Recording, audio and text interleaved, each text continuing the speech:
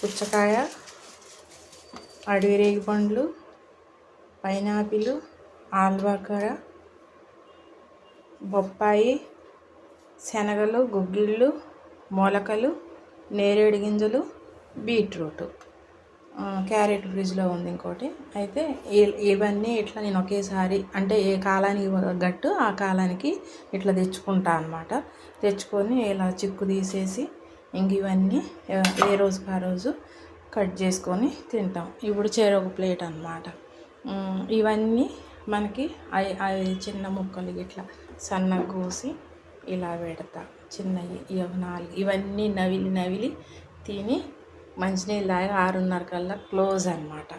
ఇంకేం మాత్రం కొంచెం లేటుగా తింటున్నాడు ఈ మధ్య. అంతకుముందు అయితే 6:30, 7కే క్లోజ్ చేసేవాడు. కానీ కొంచెం ఎందుకో ఈ మధ్య లేటుగా తింటుండే. నేను మాత్రం 6:30, 7 కల్లా క్లోజ్ చేస్తాం. చాలామంది ఏం అడుగుతున్నారంటే, వానక్క మీరు అసలు ఏమేమి తింటారు, అసలు నైట్ పూట అన్నం తినకుండా ఆకలి ఇంకెందుకు అవుద్దండి అసలు ఇంతగానో, అసలు ఇవన్నీ కూడా ఇంకా ఎక్కువైతే వీటిని మళ్ళీ మిగిలిన వాటిని తీసి మళ్ళీ బాక్స్లో పెట్టి ఫ్రిడ్జ్లో పడేస్తా. ఎక్కువైతాయి అన్నమాట ఇవి కూడా. వీటితోనే పొట్ట నిండుద్ది. రేపు మళ్ళీ 9 దాకా ఇంకేం ముట్టుకునేదే లేదు. ఇవి తిని కొంచెం మంచినీళ్ళు తాగితే 7:30కి ఇక మంచినీళ్ళు కూడా తాగేది ఉండదు. రేపు పొద్దున్న 9 వరకు ముట్టుకునేది లేదు. ఇంక ఎండి తింటాం. అసలు ఇవన్నీ కూడా తినము. వీటిలో కొన్ని మిగులుతాయి, తీసి పక్కన పెడతాం.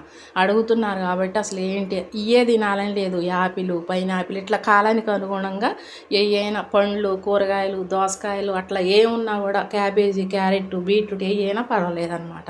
అట్లా ఇలా కొంచెం శుభ్రంగా కోసుకొని తినటానికి బాగుంటుంది. వీడియో అడిగారు కాబట్టి ఒకసారి పెట్టు అంటున్నారు అందరు, యోగాకు వచ్చేటోళ్ళు అందరూ కూడా. అందుకని ఈ వీడియో తీసా.